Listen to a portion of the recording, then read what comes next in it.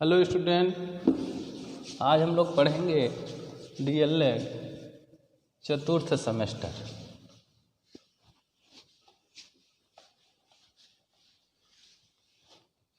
DElEd चतुर्थ semester जो हम पुस्तक पढ़ रहे हैं उस पुस्तक का नाम है शांति शिक्षा एवं सतत विकास, जिसके अंतर्गत हम लोग कल पढ़े थे कि माता पिता का या अभिभावक का बच्चों के प्रति क्या कर्तव्य होना चाहिए या इस आपसी संबंध को विकसित करने में माता पिता का क्या योगदान है। उसी प्रकार से क्या है, इसी आपसी संबंध को विकसित करने के लिए बालकों का भी कुछ योगदान है, सहपाठियों का भी कुछ योगदान है, मित्रों का भी कुछ योगदान, अर्थात हमारा आपसी या परस्पर संबंध किस प्रकार से अच्छा रह सके, बेहतर रह सके, उसके लिए क्या है, बालकों के योगदान के बारे में आज हम लोग पढ़ेंगे। कल माता पिता के योगदान के बारे में पढ़े, तो आज हम लोग पढ़ेंगे आपसी संबंध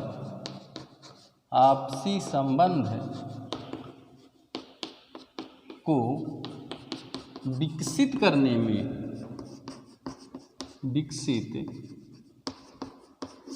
में बालकों, मित्रों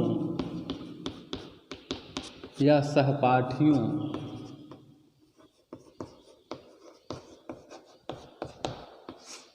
का योगदान।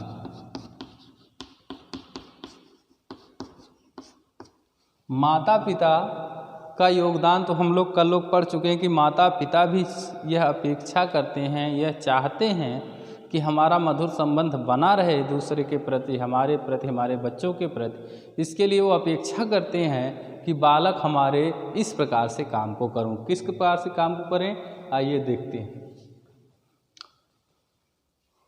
पहला है पढ़ाई करना,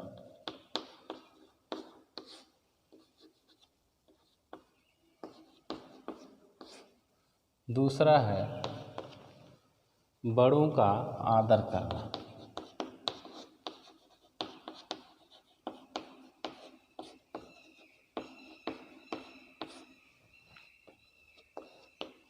तीसरा है क्रोध अथवा संवेगों पर नियंत्रण करना,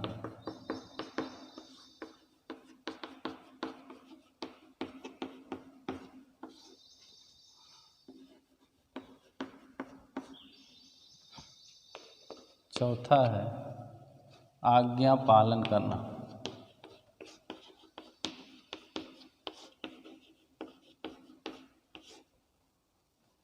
पांचवा है देर रात तक बाहर ना घूमना,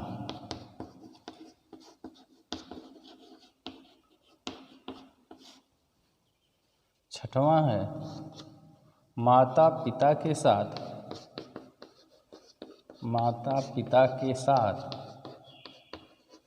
समय व्यतीत करना,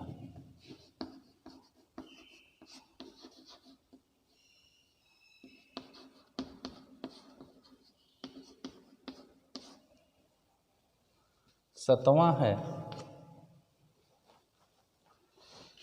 समस्याओं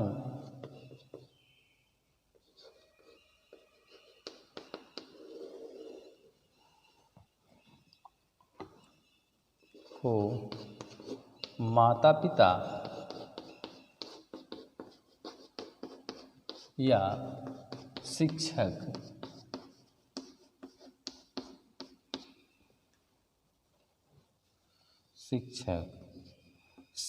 माता पिता या शिक्षक से निदान करना,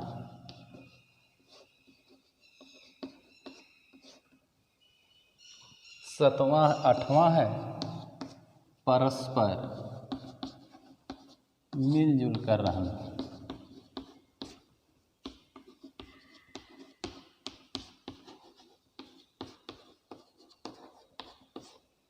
नौवां है अपने उत्तरदायित्वों का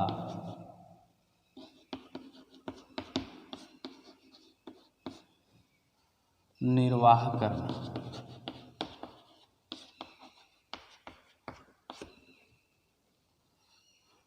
10वां है चिंतनशील बनना।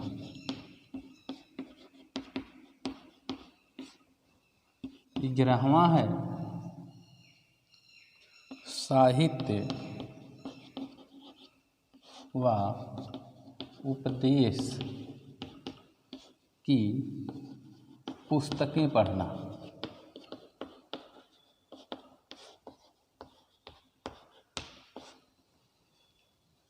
12वां है कला, नृत्य व संगीत में भाग लेना।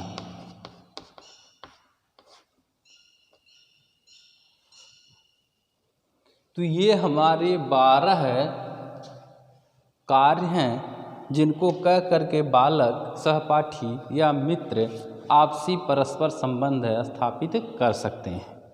तो ये 12 कार्य कौन कौन से हैं? नंबर 1 पढ़ाई करना, या समय पर जो हमको सिलेबस मिला है पढ़ने के लिए उसको हम पढ़ें, अर्थात हमें जो करना है उसको करें। दूसरा है बड़ों का आदर करना, या अपने से बड़े जो हैं, हमारे माता पिता जो हैं, हमारे परिवार के अन्य सदस्य जो हैं, या समाज के अन्य जो सदस्य हैं जो हमसे बड़े हैं, उनका आदर और सम्मान करना हम सीखें। तीसरा है क्रोध अथवा संवेगों पर नियंत्रण करना। जो हमारे अंदर क्रोध आ जाता है, भय आ जाता है, अनावश्यक हम बहुत ज़्यादा प्रेम करने लगते हैं, बहुत ज़्यादा लगाव हो जाता है, बहुत ज़्यादा क्या हमें ऐसा गुण पाया जाता है जो हमारे लिए क्या है खतरनाक साबित हो, जो हमारे लिए समस्या का कारण बन सके। ऐसे संवेगों को हम क्या करें? नियंत्रित करें या उस पर लगाम लगाएं। चौथा है आज्ञा पालन करना। अपने माता पिता, अपने परिवार के अन्य सदस्य, समाज के प्रतिष्ठित माननीय गणमान्य सदस्य या हमसे जो बड़े हुए हैं, हमें जो अच्छा कार्य करने के लिए दे रहे हैं, उनकी आज्ञाओं का हम क्या करें? पालन करें। 5वां देर रात तक बाहर ना घूमना। कभी कभी देखा ऐसा जाता है कि घर के जो बच्चे होते हैं बहुत देर तक बाहर घूमते हैं अपने दोस्तों के साथ, अपने सहपाठियों के साथ, या अकेले बहुत देर तक बाहर घूमते हैं। तो ऐसा वो ना करें। तो इससे क्या होगा? घर में आपसी संबंध क्या होगा? खराब होगा। 6वां है माता पिता के साथ समय व्यतीत करना, अर्थात हमारे घर में जो हमारे माता पिता हैं या परिवार के अन्य सदस्य हैं उनको अपना क्या करें? हम कीमती समय दें, उनके साथ समय व्यतीत करें, ताकि ये लगे उनको कि हमारा कोई ध्यान देने वाला है। 7वां है समस्याओं को माता पिता या शिक्षक से निदान करना। जो हमारे अंदर समस्याएं आ रही हैं, असफलताएं आ रही हैं, उसको अपने माता पिता से पूछें या अपने शिक्षक से पूछें और उसका निराकरण करें। 8वां है परस्पर मिलजुल कर रहना। अपने माता पिता के साथ, परिवार के साथ, समाज के साथ, हर एक दूसरे के साथ हम क्या करें? मेल जोल स्थापित करके जीवन व्यतीत करें।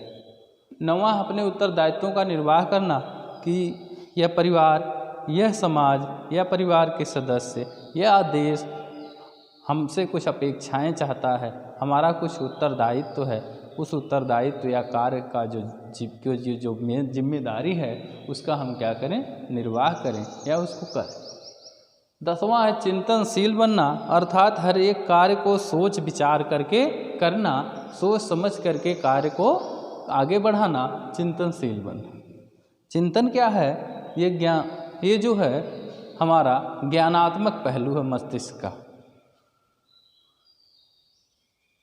11वां है साहित्य व उपदेश की पुस्तकें पढ़ना। जो साहित्य मतलब जो सबका हित चाहती हों, इस प्रकार की पुस्तकें पढ़ें।